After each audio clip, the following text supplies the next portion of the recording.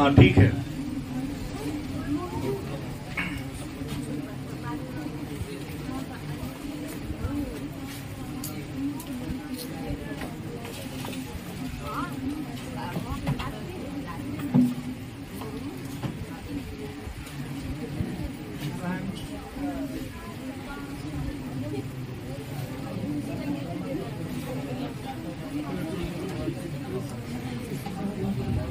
ध्यान देंगे,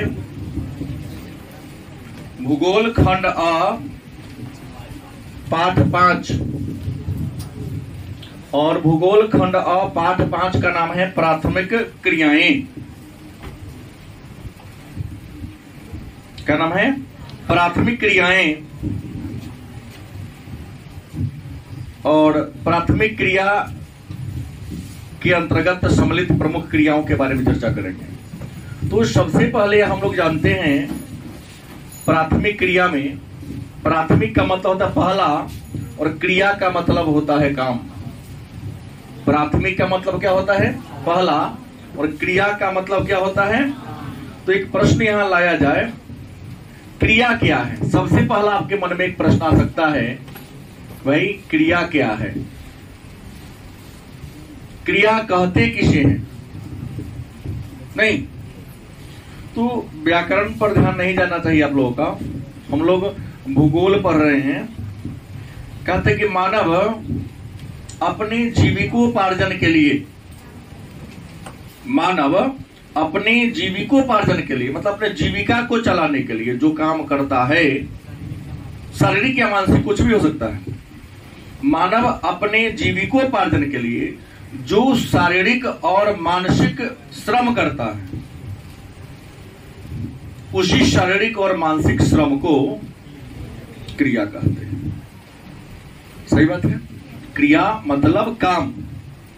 मनुष्य अपने जीविकोपार्जन के लिए मतलब जीविका को चलाने के लिए, जीवन यापन के लिए, अपनी आवश्यकताओं को पूरा करने के लिए, अपने जरूरतों को पूरा करने के लिए जिसके पास जो होता है वही करता है। या तो शारीरिक श्रम करेगा या तो मानसिक श्रम करेगा। तो मनुष्य अपने जीविकोपार्जन के लिए जो शारीरिक और मानसिक श्रम करता है, उसी शारीरिक और मानसिक श्रम को हम क्रिया के नाम से, और याद रखें क्रिया मनुष्य करता है। क्रिया कौन करता है? मनुष्य जीविका के लिए। पशु पक्षी नहीं करता है। करता है क्या? नहीं करता है। तो सीधे चारा या दाना चूज के खा लिया। गलत किसे? तो प्रश्न है, क्रिया को मानव क्रिया भी कहा जाएगा। गलत सही? क्रिया को हम मानव क्रिया भी कह सकते हैं। अगर सीधा मैंने पढ़ाया क्रिया क्या है और परीक्षा में पूछ दिया मानव क्रिया क्या है, तो हड़बड़ाने की जरूरत, क्योंकि क्रिया मनुष्य ही करता है। आप लोगों में से कुछ लोग प्रश्न करेंगे, सर मशीन करता है। तो मशीन को कमांड देने वाला इंसान है। तो मशीन एक साधन हो सकता है, लेकिन मशीन को चलाने का जो माध्यम है, जो कमांड देने वाला, वो इंसान ही है। तो उम्मीद है क्रिया क्या है सारे बच्चे हमारे समझ गए होंगे। क्रिया रियल में 2 प्रकार के होते हैं। अर्थशास्त्र में ही बताया हूं और मैं पुनः यहां भी चर्चा कर रहा हूं, क्रिया वास्तव में 2 ही प्रकार के होते हैं। एक है आर्थिक क्रिया। पहला कौन है? आर्थिक क्रिया। और दूसरा है गैर आर्थिक क्रिया। क्रिया वास्तव में 2 प्रकार के होते हैं। पहला क्या है? आर्थिक क्रिया। दूसरा क्या है? गैर आर्थिक क्रिया। मन में एक प्रश्न होगा, ये आर्थिक क्रिया क्या है?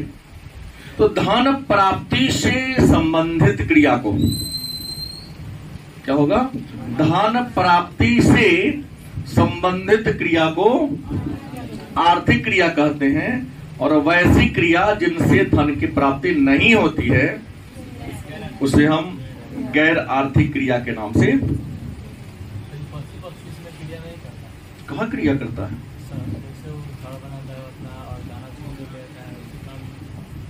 काम किया, लेकिन उसकी क्रिया का संबंध अन्य के डेवलपमेंट से नहीं है कि उसके अपने से, उसकी क्रिया को हम इसमें काउंटिंग नहीं कर सकते, क्योंकि उससे हमारी सोसाइटी को किसी प्रकार का प्रॉफिट नहीं हो रहा। तो प्रश्न है आर्थिक क्रिया क्या है? तो आर्थिक क्रिया जिसका संबंध धन की प्राप्ति से है, या वह क्रिया या वह काम जिसको करने से हमें धन की प्राप्ति होती है, आर्थिक क्रिया कहलाता है। और जिस कार्य को करने से धन की प्राप्ति नहीं होती है, उसे गैर आर्थिक क्रिया के नाम से। उम्मीद है कि बिना उदाहरण दिए आप समझ गए होंगे।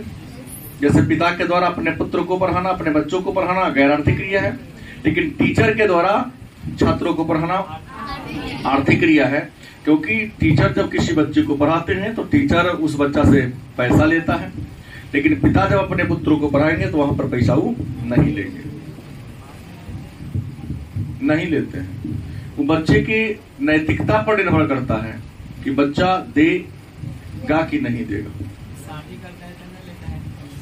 नहीं, उसमें ज्यादा इन्वेस्ट ही हो जाता है। अगर आप कह रहे हैं कि दहेज के माध्यम से लेते हैं, तो दहेज में जितना मिलता है ना, उससे 1 लाख रुपया ज्यादा या 10 रुपया ज्यादा खर्चा हो जाता है। नहीं, ले दे के सब बराबर कर लेता है। इसलिए दहेज लेना और दहेज देना दोनों ही अनुचित काम है। अब है आर्थिक क्रिया, धन प्राप्ति से संबंधित क्रिया है। और आर्थिक क्रिया को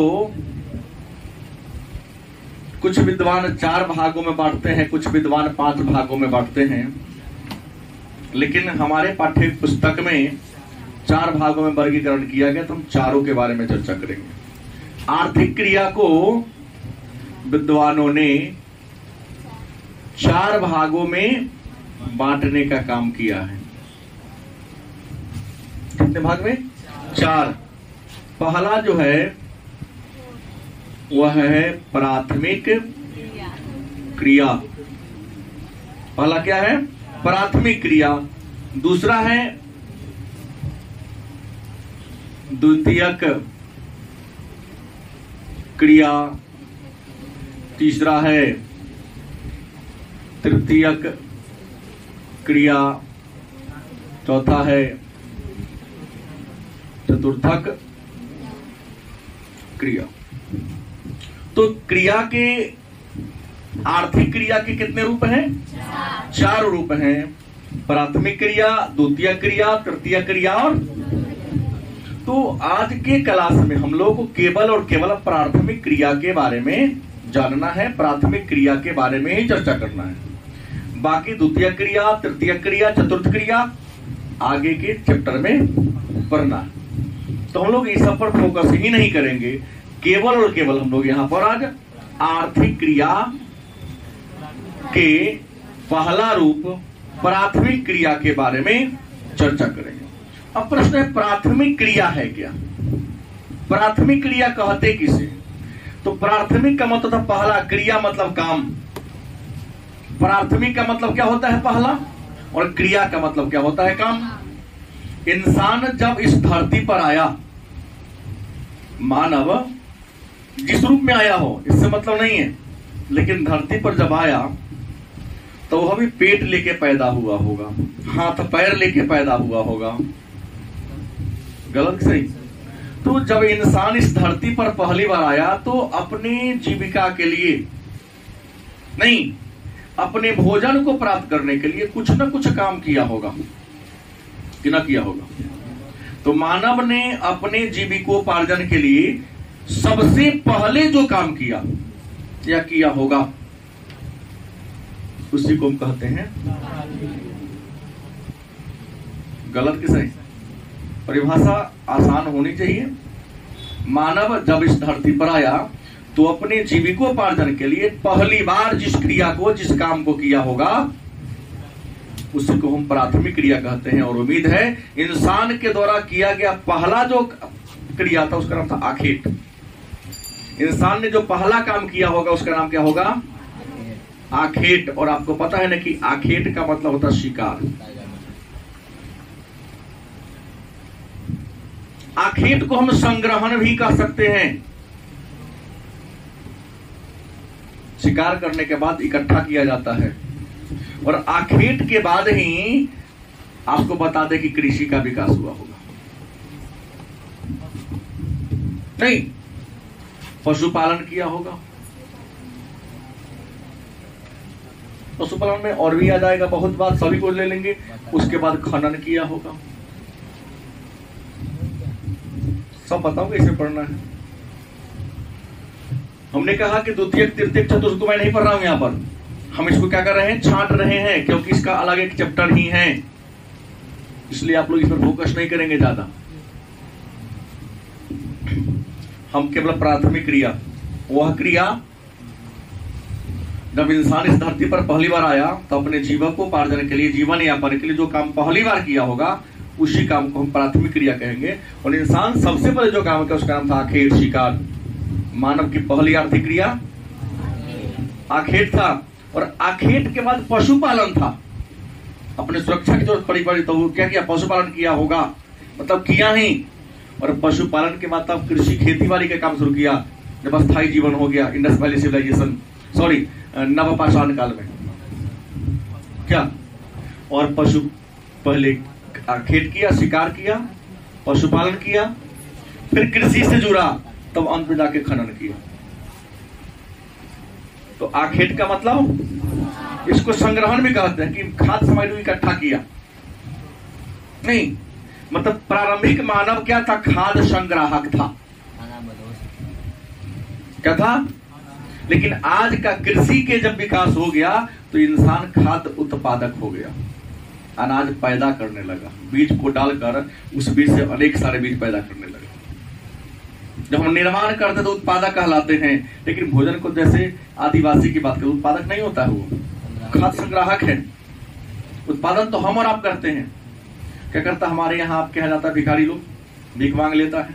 उत्पादन क्या है, वो तो संग्रह कर लिया, जहां तहां गया मांग लिया, इकट्ठा कर लिया, और उसी को 2-4 दिन क्या करेगा, खाएगा, फिर शॉर्ट करेगा उसका संसाधन, फिर 4-5 दरवाजे पड़ जाएगा, फिर डिमांड करेगा, लाएगा, फिर संग्रह करेगा। क्या?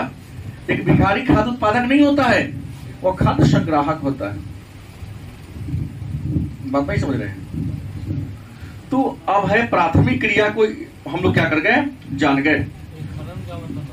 भूमि से खन कर, खनन, भूगर्भ को खन कर वहां से खनिज को निकालना, खनन कहलाता है। बड़ी आसान बात है ये। खनन माने खनना, भूगर्भ को खोद कर या कोर कर वहां से प्रकृति के द्वारा दिया गया विभिन्न जो पदार्थ हैं, चाहे लोहा हो, कोयला हो, सोना हो, चांदी हो, तांबा हो, कुछ भी हो, अगर हम भूगर्भ को खोद कर वहां से निकालते हैं तो क्या कहलाता है। और पशु को पालना क्या कहलाता है, पशुपालन कहलाता है। हम इसलिए तो लिख दिए, सब प्राथमिक क्रिया का उदाहरण है। क्या जी, इसमें से कोई ऐसा है जो प्राथमिक क्रिया का उदाहरण न है? सब है। आगे बढ़ूं। अब प्रश्न है, जो सबसे पहला मानव था वह दुइये वो काम करता था। पहला पशुओं का शिकार करता था, दूसरा अगर शिकार न मिली तो आसपास के जंगल में जो कंदमूल है, फल फूल है, उसको इकट्ठा करता था, और उसको जो खाने लायक था उसको क्या करता था, खाता था। गलत सही?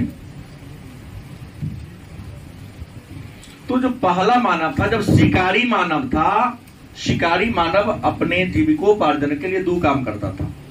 प्रारंभिक मानव क्या करता था, पशुओं का शिकार करता था, और पशुओं के शिकार के साथ साथ जंगल में नाना प्रकार के पेड़ पौधे, अनेक प्रकार के पेड़ पौधे हैं, पेड़ पौधे पर लाल पीला फल लगा होता था। कभी खाया होगा, स्वादिष्ट लगा होगा। जिस दिन शिकार नहीं मिली होगी, चलो स्वाद बदलते हैं, टेस्ट बदलते हैं, फल फूल कंद जो खाने के लायक था उसको क्या किया होगा, खाया होगा। तो होगा कि सर बात आप गलत भी तो बता सकते हैं, तो बात गलत ना हो इसलिए विद्वान ने तर्क दिया है कि आज भी विश्व के कुछ ऐसी जनजातियां हैं, कुछ ऐसे लोग हैं जो शिकार करके ही अपना जीवन यापन करते हैं। अगर हम अंटार्कटिका प्रदेश की बात कर ले, टुंड्रा प्रदेश की बात कर ले, टैगा प्रदेश की बात कर ले, तो वहां पर कुछ लोग रहते हैं, हम बात करते हैं एस्किमो जनजाति की, क्या जी, उच्च अक्षांश में रहते हैं, बर्फीली इलाका है, बर्फ के घर बना के रहते हैं, बर्फ के घर को इग्लू कहते हैं। कुत्ता के समान उसका एक पशु है जिसका नाम है रेनडियर, और रेनडियर एक बर्फ पर चलने वाला, उन्होंने गाड़ी बना ली जिसका नाम है स्लेज गाड़ी। क्या नाम है? क्लास 6 में पढ़ा होगा आपने। कुत्ता उसका गाड़ी को क्या करता है? खींचता है। कुत्ता नहीं, कुत्ता जैसा है, नाम है रेनडियर। बर्फ के घर में रहता, नाम है इग्लू। नहीं, अब बर्फ को फोड़ता है, उसी में से मछली निकलता है, और उसी मछली को आहार के रूप में, मतलब भोजन के रूप में क्या करता है? स्वीकार करता है। तो आज भी कुछ ऐसे लोग हैं, अन्य को छोड़ो ना, हमारे अगल बगल जिसको हम लोग करोड़वा कहते हैं, आज हमारे मोहल्ला में खाली सरकारी जमीन, वहां पर अपना डेरा डाल दिया, कल कहीं और जाकर डेरा डालेगा। अस्थाई घर है कहीं न कहीं, लेकिन वो लोग अस्थाई जीवन जीना पसंद ही नहीं करते। अस्थाई जीने के लिए उत्पादक बनना होगा, और ये खाद्य संग्राहक अस्थाई के ना बनेगा। भारत का नागरिक है, सब कुछ है, लेकिन उसका प्रयोग नहीं करता है। हाँ, लेकिन वही इसी में जो सभ्य होता जा रहा है, जो सभ्य होता जा रहा है, वही इस व्यवसाय को छोड़ रहा है, अपना घर बना रहा, आधार कार्ड से भी जुड़ रहा है। प्रमाण सबके पास अस्थाई वो कहाँ का है। लेकिन प्रश्न है कि खाद्य उत्पादक बनना बड़ा कठिन कार्य है। नहीं, जैसे आप लोगों मैं हर दिन कुछ ना कुछ आप ही के शब्द टॉर्चरे करता हूं ना, क्या करने के लिए? जीवन में सफल होने के लिए। बहुत बच्चे को बुरा लग जाता है, और सबसे बुरा तो कल लगेगा, बहुत बच्चा कल नहीं आएगा।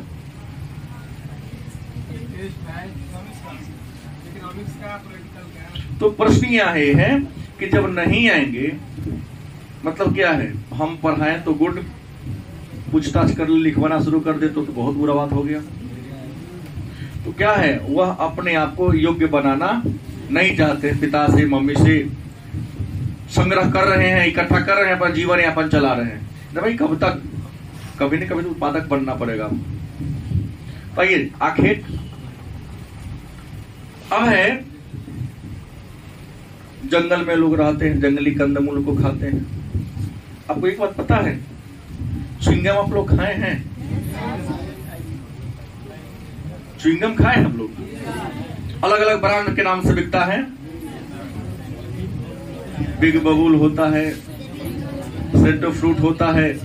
तो च्युइंगम को जब चबा लेते हैं, और चबाने के बाद उसका शेष हिस्सा बच जाता है, उसे चीकल कहते हैं।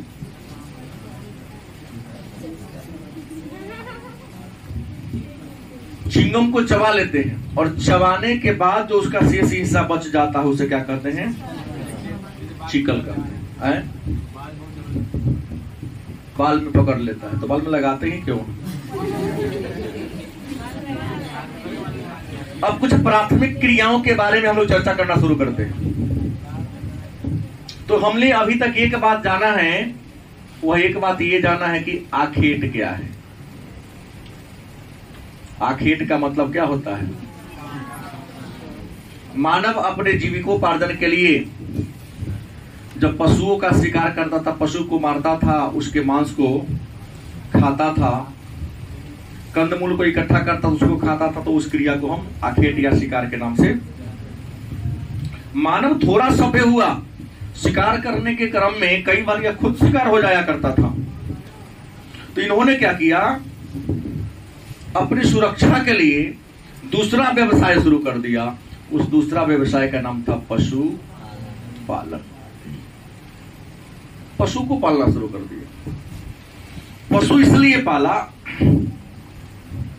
कि जहां भी वह शिकार करने जाएगा तो उसके साथ जाएगा, और अगर कुछ बाहरी चीज को, जानवर को देखता है, तो जो पशु होता है उसकी हेल्प करने का काम करता है।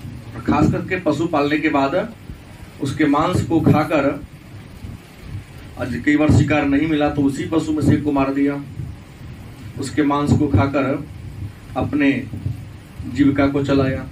उसका जो खाल बच गया ठंडी के दिनों में, उसका वस्त्र के रूप में क्या कर लिया, प्रयोग कर लिया। अब देखा कि शिकार बड़ा मुश्किल भरा काम है, तो पशुपालन पर ज्यादा फोकस कर दिया। और ये जो पशुपालन होते हैं दो प्रकार के होते हैं। पशुपालन दो रूप में करने लगा, दो तरीका से करने लगा। पहला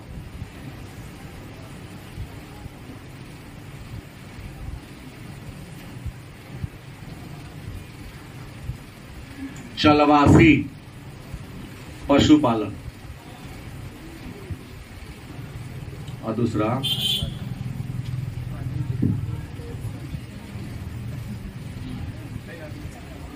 व्यवसायिक पशुपालन। गलत कि सही? चलवासी कुछ ऐसे लोग हैं जो पशु चराते हैं। पशुपालकों की एक खासियत है कि गर्मी के दिनों में पशु पालने वाले या पशु चलाने वाले मैक्सिमम भेड़, बकरी, गाय, भैंस, इन चीजों को ही पालते हैं। तो प्रश्न है, ये जो चलवासी माने चलकर पशु को पालना या चराना, जैसे पशुपालकों की खासियत है कि जब गर्मी का दिन होगा तो गर्मी के दिनों में जो मैदानी वातावरण होता है, मैदान का जो वातावरण होता है वो बहुत ज्यादा गर्म होता है। गलत कि सही?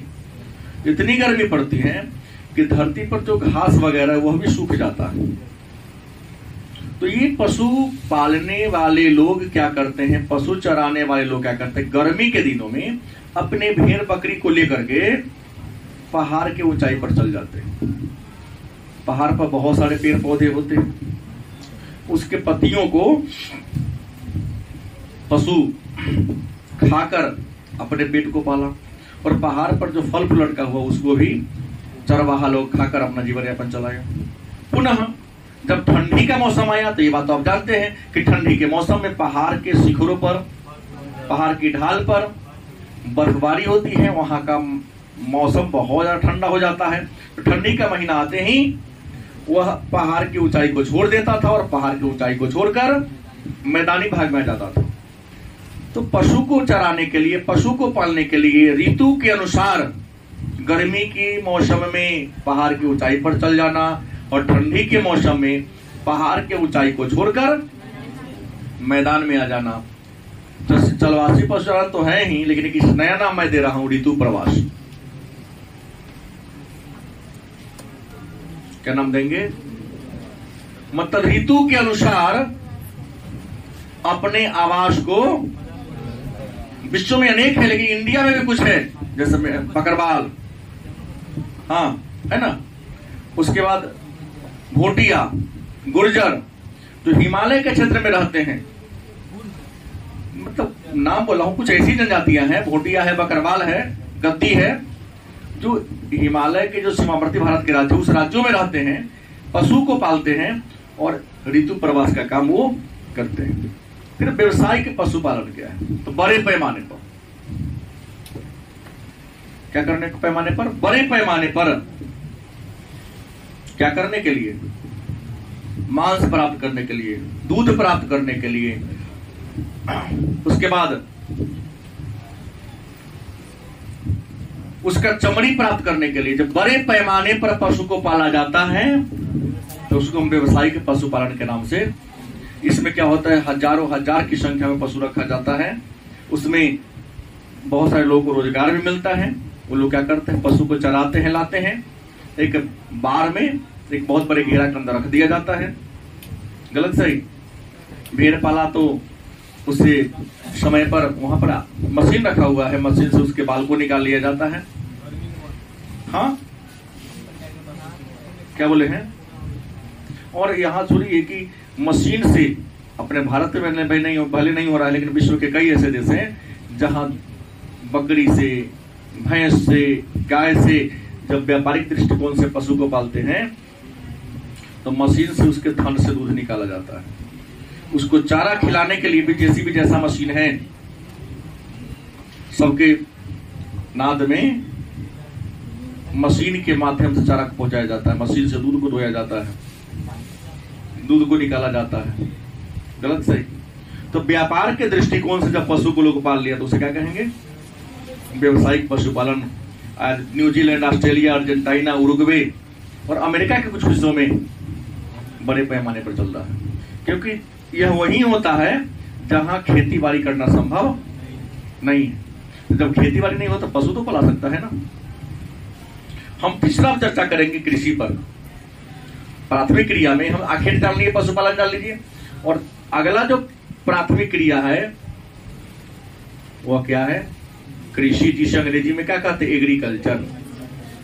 भूमि को जोत कर अनाज को उगाना कृषि कहलाता है। भूमि को जोत कोर करके अनाज को क्या करना?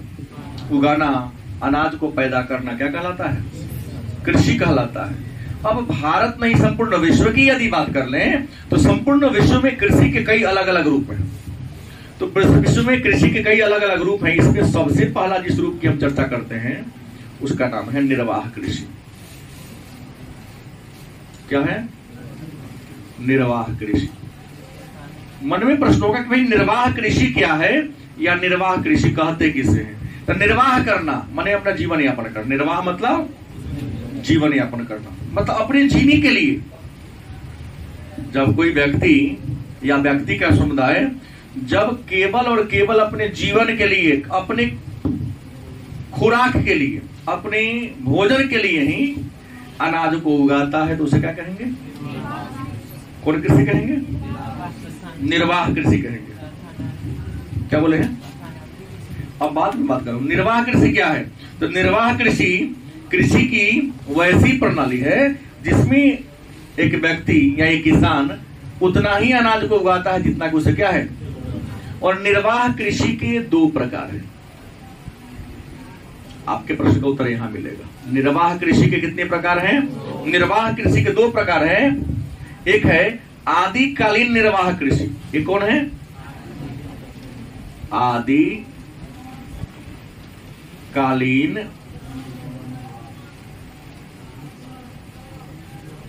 निर्वाह कृषि। और दूसरा है गहन निर्वाह कृषि।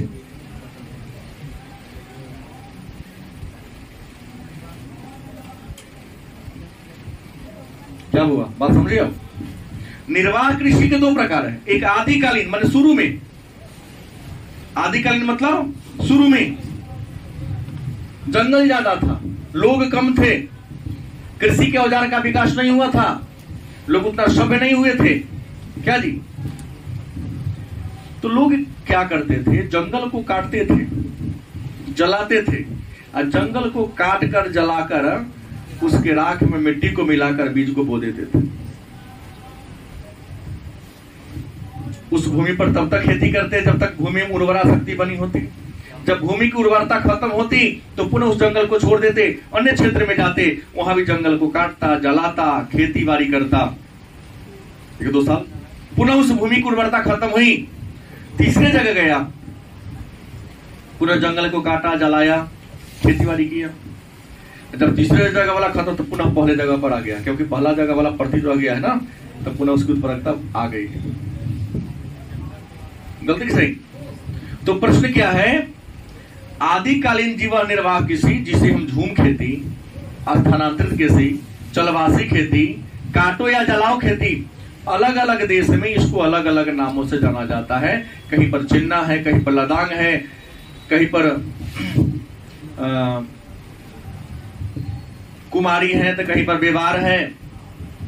विश्व के अलग अलग देशों में आदिकालीन जीवन निर्वाह कृषि को, मतलब झूम खेती को, अलग अलग नामों से जाना जाता है। भारत में कहीं झूम कहते हैं, कहीं पर चलवासी कहते हैं, यहाँ पर कहीं कुमारी है तो कहीं दीपा है। लिखने क्रम में मैं देख लूंगा। अब गहन निर्वाह कृषि क्या है? भाई आबादी बढ़ गई, आबादी थोड़ी सी क्या हुई? बढ़ी। और आबादी बढ़ गई तो उस प्रकार से खेती बाड़ी से काम चलेगा? नहीं चलेगा। तो आपको खेती बाड़ी करने का तकनीक बदलना होगा। आबादी बढ़ी, तकनीक बढ़ा, तो जब टेक्नोलॉजी बढ़ा, आबादी बढ़ा, तो आपको हम जो पहले से काम करते थे उस कार्यकलाप में हमको चेंजिंग लाना होगा। जैसे मैं बार बार बोलता हूँ कि देखो, पहले वाला बात नहीं कि लुसेंट पढ़कर, एसपीडी पढ़कर लोग नौकरी ले लिया। समय बदलना है, प्रश्न पूछने का तौर तरीका बदलना है। और जो छात्र जहां पर, इससे मतलब मेरा नहीं है, परंपरागत तरीका से पर जीवन में कहीं उसको नौकरी नहीं होगा। क्योंकि आज किसी भी प्रतियोगिता परीक्षा के प्रश्नों को आप देख लीजिए, ट्रेडिशनल प्रश्न नहीं रहते हैं। आज विश्व में जो घटनाएं घटती है उस घटना के जुड़ा हुआ प्रश्न को ही करेंट अफेयर आधारित परंपरागत प्रश्न आ रहा है, उससे रिलेटेड प्रश्न ही बना दे रहा है, इतिहास से जोड़ दे रहा है, उसको राजनीति से जोड़ दे रहा है, उसको अनुच्छेद से जोड़ दे रहा है। और आप रट रहे हैं अनुच्छेद 1 में क्या, अनुच्छेद 2 कभी नहीं पूछेगा आपसे। बाबर अकबर के बेटा कभी नहीं है, तो सिलेबस इसलिए चल रहा है, घटना घटेगी तो उसको प्रश्न बना दिया जाएगा। क्योंकि आप नया एज में आए हैं, आप नया नौकरी लेने जा रहे हैं, तो जो परीक्षा ले तो जानना चाहता है कि जो समय में बदलाव हो रहा है, छात्र उस अनुसार अपने आप को अपग्रेड कर रहा है कि नहीं कर रहा है। जो नहीं करेगा नहीं होगा। लेकिन हजारों की संख्या में लोग लुसेंट को रट रहे हैं, एसपीडी को रट रहे हैं, मार्केट में मिलने वाली बहुत पत्रिकाएं उसको रट रहा है, किसी को नौकरी नहीं हो रहा है, क्योंकि समय में जो बदलाव उसको अपने आप को चेंज नहीं कर रहा है, अपडेट करना पड़ेगा। और जो अपडेट हो रहा है निकल रहा है। तो प्रश्न है, निर्वाह कृषि जान गए, गहन निर्वाह कृषि। देखो, गहन निर्वाह कृषि के भी 2 प्रकार हैं। कितने प्रकार हैं? 2 प्रकार हैं। गहन निर्वाह कृषि के 2 प्रकार हैं। पहला है चावल प्रधान, क्या है? और दूसरा है चावल रहित। दूसरा क्या है? गहन निर्वाह कृषि के कितने प्रकार हैं? 2 प्रकार हैं। पहला कौन है? चावल प्रधान। चावल प्रधान मतलब जहां पर जनसंख्या बहुत ज्यादा हो जाता है, लोग बहुत प्रकार के अनाजों को तो उगाते ही हैं, लेकिन सबसे ज्यादा फोकस किस पर करते हैं? किसका? तो बार बार प्रश्न पूछता है कि चावल की खेती, धान की खेती किस कृषि का उदाहरण है? आप लोग कहते रोपण। रोपण नहीं है भाई, गहन निर्वाह कृषि का उदाहरण है। गेहूं की खेती तो चावल रहित, लेकिन वो भी तो गहन कृषि न है। जहां जिस खेती में चावल की खेती पर, धान की खेती पर ज्यादा जोर दिया जाता है, उसको चावल प्रधान खेती कहते हैं, या गहन निर्वाह कृषि कहते हैं, या चावल प्रधान। और दूसरा जहां पर चावल नहीं, जहां ज्यादा जल होगा, पानी होगा, वहां चावल की खेती होगी। लेकिन जहां पर वर्षा कम हो रही है, 75 सेंटीमीटर से ज्यादा होगा, वहां चावल की खेती होगी। और जहां 75 सेंटीमीटर से वर्षा क्या हो रहा है? कम हो रहा है। शुष्क और अर्धशुष्क क्षेत्र है, तो शुष्क और अर्धशुष्क क्षेत्र में चावल को छोड़कर जीवन निर्वाह करने के लिए गेहूं, मक्का, ज्वार, बाजरा, इन्हें सब की खेती की जाती है। तो उसको हम चावल रहित, यहां पर हम मेन ले लेंगे क्या? धान, कपास, जूट, क्योंकि चल जाता चाहिए। अरे धान में चावल हो गया। और यहां पर आ जाएगा गेहूं, मक्का, ज्वार, बाजरा, और भी बहुत होगा। आगे बढ़े, हम दूसरा जो प्रकार करेंगे इसका नाम होगा रोपण कृषि। क्या होगा? रोपण कृषि। औपनिवेशिक शासन ने, अंग्रेजों के शासन ने कृषि की एक नई व्यवस्था को बदला, नया व्यवस्था को लाया, उसी का नाम क्या है? रोपण कृषि। इसमें कृषि का आकार बहुत बड़ा होता है। कृषि का आकार क्या होता है? बहुत बड़ा होता है। और बहुत बड़े कृषि में अधिक पूंजी, अनेक सारे श्रम और यंत्र की सहायता से पेड़ पौधा को लगाया जाता है, और व्यापार के उद्देश्य से बड़े पैमाने पर उत्पादन भी किया जाता है। तो हम क्या कहेंगे? जैसे आम, लीची, कटहल, संतरा, सेब, चाय, कॉफी। हमारे यहाँ लोग आम रोपते हैं, संतरा तो ये लोग क्या कर लिया है कि हाथ से तोड़ लेता है। लेकिन जाके देखो जहां विकसित है, जो बहुत बड़े पैमाने पर होता है, एक बागान 100 एकड़ का, 200 एकड़ का होता है, लाइन से पेड़ पौधा को लगाएगा। बड़ा बड़ा मशीन आ गया, सीधा जाता उसके डाल स्टीम को पकड़ लेता है। स्टीम को पकड़ के मशीन क्या कर दिया? पूरा ऊपर से गिर के नीचे आ गया। क्या वहां पर जैसे रोपवे बना हुआ है, पहाड़ पर जैसे रोपवे बना हुआ है, वैसे ही हर लाइन में रोपवे बना दिया है, उसमें इंसान बैठ गया। अब पेड़ के ऊपर डाली पर जाकर के, हर डाली के अगल बगल से रोपवे बना दिया है, तोड़ के पैकेट में डाल देता है। आप कभी यूट्यूब पर जाके देख लेंगे, ऐसे तो इंडिया में भी है। ये नहीं कि हमारे बगल में और आपके बगल में 1-2 आम पेड़ लगा ली, उससे आम पूरा खाते आप लोग। अन्य जगह होता है जहां मशीन की सहायता से आम को तोड़ा जाता है। तो रोपण, इसको हम बागानी कृषि भी कह सकते हैं। रोपण को हम बागानी, बाग बगीचा के रूप में बड़े पैमाने पर इसका विकास किया जाता है। और रोपण कृषि का भी, रोपण कृषि को हम बागानी कृषि के साथ साथ व्यापारिक कृषि भी कर सकते हैं, क्योंकि यह व्यापार के उद्देश्य से इस प्रकार की खेती की जाती है। ये जो रोपण कृषि है, जिसको हम वाणिज्यिक कृषि कहते हैं, इस वाणिज्यिक कृषि को हम कई अलग अलग क्षेत्र में उगाते हैं। जैसे जहां ज्यादा वर्षा वाला क्षेत्र होगा वहां पर खट्टे रसदार फल को लगाएंगे। जहां कम वर्षा वाला इलाका होगा वहां पर जैसे सेब, अखरोट इनकी होगी, क्योंकि रसदार फल वही होगा जहां वर्षा बहुत ज्यादा होगी। जलवायु क्या होगा? नम होगा। तो जलवायु नम होगी तब जाकर उसमें जल की मात्रा क्या करेगा? प्रवेश करेगा। इसके अलावा कृषि के और भी रूप हैं, आपको बता दूं, नाम है मिश्रित कृषि। हम केवल विश्व की बात कर रहा हूं। मिश्रित कृषि मतलब कृषि प्लस पशुपालन, कृषि प्लस मतलब कुछ लोग ऐसे होते हैं जो खेती बाड़ी भी करते हैं और खेती बाड़ी के साथ साथ पशु को भी क्या कर लेते हैं? पाल लेते हैं। तो उसको हम क्या कहते हैं? खेती बाड़ी के साथ साथ यदि आप क्या कर लें? पशु को पाल ले, तो कृषि के साथ पशुपालन क्या कहलाता है? मिश्रित कृषि कहलाता है। इसके बाद एक और कृषि है, डेयरी कृषि। और कृषि दुग्ध के उत्पादन के लिए, दूध के उत्पादन के लिए बड़े पैमाने पर गाय, भैंस जो दुधारू पशु हैं, दूध के उत्पादन के लिए बड़े पैमाने पर दुधारू पशु को पालना क्या कहलाता है? और याद रखेंगे, डेयरी कृषि का विकास शहर के आसपास ज्यादा होता है, क्योंकि गांव में तो बड़े पैमाने पर सबके दरवाजे पे गया तो पशु रहबे करता है। शहर में जगह का अभाव है जहां पशु रखना संभव, तो शहर के इर्द गिर्द में डेयरी कृषि का विकास ज्यादा। और लोग खटाल खोल रहे हैं, क्योंकि तो सरकारी नौकरी छोड़कर खटाल खोला है। हाँ, इंजीनियर लोग ज्यादा बुद्धि लगा लिया, उससे ज्यादा पैसा कमा रहा है। गलत कि सही? और अधिक मुनाफा कमा रहे हैं। इसके अलावा और भी प्रकार हैं, हम यहां डाल लूं।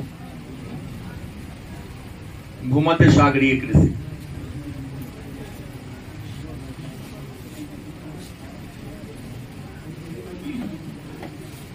भूमध्य सागर आप देख रहे हैं कहां है? यूरोप, अफ्रीका के बीच में एक सागर है, नाम भूमध्य सागर है। कुछ विद्वान कहते हैं कि 33 सागर का अवशेष है। 33 सागर का क्या है? अवशेष है।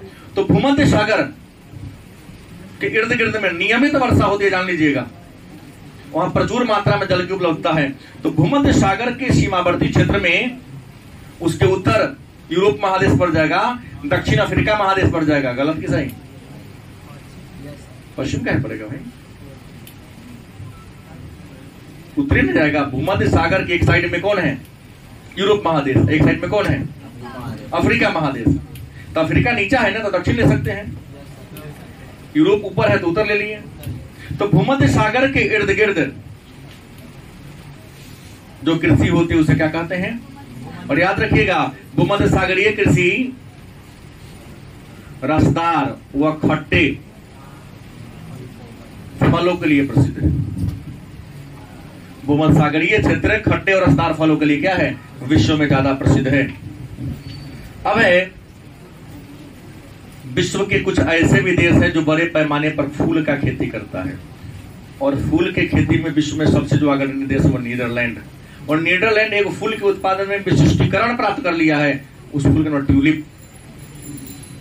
कई बार पूछा गया प्रश्न है। ट्यूलिप फूलों के लिए वैशिष्टीकरण प्राप्त करने वाला देश कौन है? नीदरलैंड। एक और आता है कारखाना कृषि।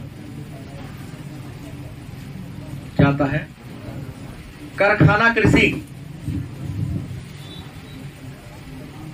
भाई कारखाना कृषि क्या है? तो सीधा सा प्रश्न आता है कि जो विकसित देश हैं, चाहे वो पश्चिमी यूरोप हो, उत्तरी अमेरिका हो, औद्योगिक क्षेत्र में बड़े पैमाने पर जैसे कारखाना में वस्तु का निर्माण किया जाता है, वैसे ही बड़े पैमाने पर मुर्गी पालन, सुअर पालन, बकरी पालन, ये जो होता है ना, उसको हम कारखाना कृषि कहते हैं। क्योंकि यहाँ भी कारखाना की तरह मैं कई जगह देखा हूं, एक बहुत बड़ा सा घर बना दिया है और छोटा छोटा छत बना दिया है लकड़ी का, नीचे तब में मुर्गी होगा, उसके बीच में भी होगा, उसके ऊपर भी होगा, का मशीन कारखाना की तरह वहां पर ही उत्पादन किया जा रहा है। तो पशु को एक घर में ही, पक्षी को एक घर में ही पालना और बड़े पैमाने पर मुनाफा कमाना कारखाना कृषि कहलाता है। और अंत में एक आता है सहकारी कृषि। कौन आता है? ध्यान देंगे, नाम है सहकारी कृषि। मन में होगा सहकारी, लेकिन लिखा है सह, साथ, कारी माने काम करना।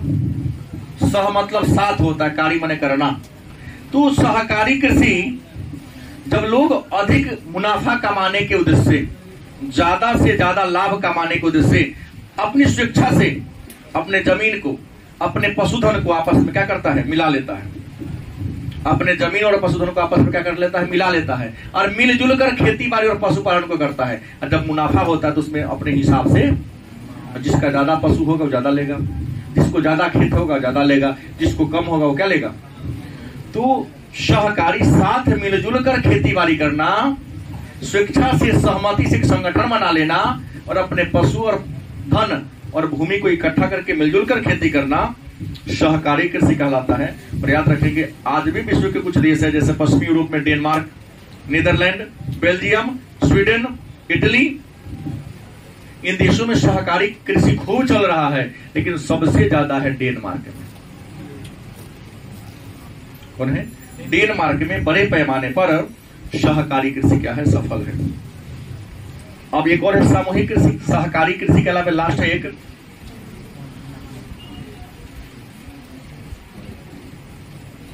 सामूहिक कृषि। साम्यवादी